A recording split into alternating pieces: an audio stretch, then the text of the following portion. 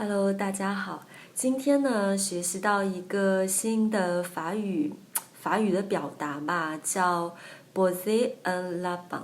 那如果直译成中文呢，就是放一只兔子。事实上呢，它是表示就是如果你跟一个人约好，然后一起吃饭，但是呢，那个人没有赴约，这个没有赴约的这样一个动作呢，我们就叫 poser un lapin。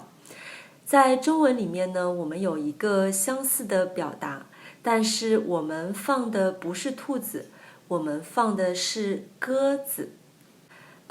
比如说每个星期天，我跟一个加拿大人约好在 Zoom 上练习口语。但是上个星期呢，我好不容易早上从床上爬起来，然后在 Zoom 上等了10分钟以后呢，他没有出现。这个时候我就意识到啊，我可能是被放鸽子了。再比如，你的朋友上个星期约你一起去看电影，但是在约好的那一天他没有出现，他放了你鸽子。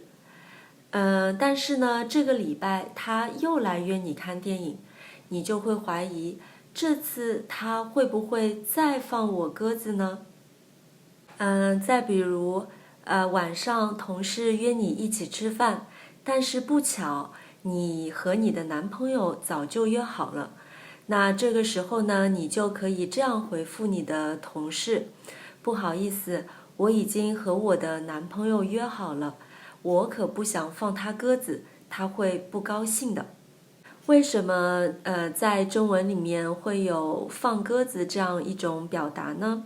我去网上查了一下，有很多种说法吧，但是其中有一种呢，是说在中国古代，我们都是用鸽子来传递信息的。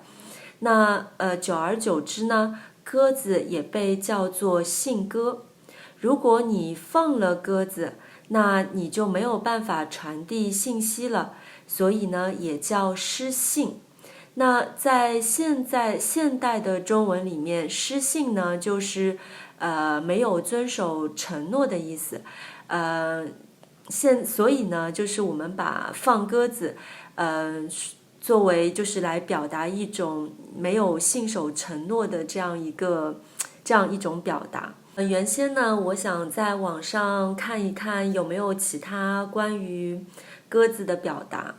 那正好在这里一并教给大家，但是非常遗憾，我没有找到有关于鸽子的一些就是非常常用的表达吧。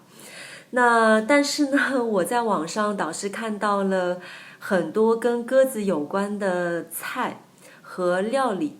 然后呢，我也看到网上有一则报道，就是说，老外呢非常受不了中国人吃鸽子。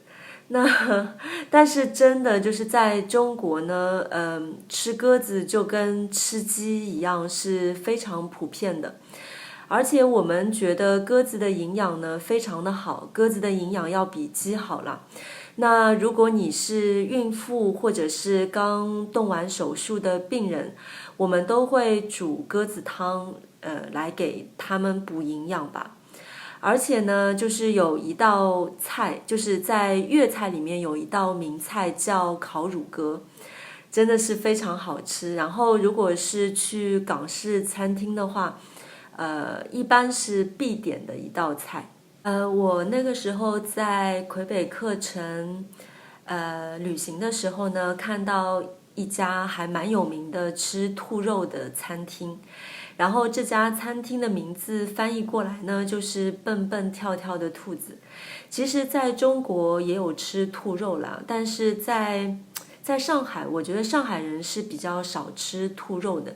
那个时候我去成都玩的时候呢，就看到大街小巷到处都是卖麻辣兔头的，看上去稍微有一点惊悚啦，特别是兔子的2颗门牙还在那里，然后我就没有买没有吃，因为我觉得对我来说真的是有一点惊悚这样子。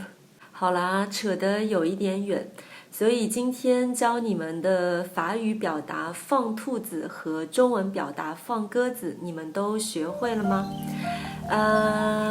我曾经答应大家每个星期都会有一个视频，希望我不会放你们鸽子。